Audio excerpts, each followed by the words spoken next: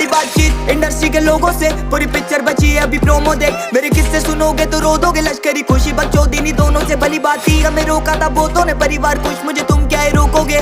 बिस्तर बना देंगे नोटों के अगर मेहनत को पैसों से तोलोगे। रुकेगी कलम नहीं जब तक जिंदा, मैं मरूंगी तब तक नहीं कला है जिंदा। मुझे लगता है जानती सब हूँ मैं, हार या जीत की होती नहीं चिंता।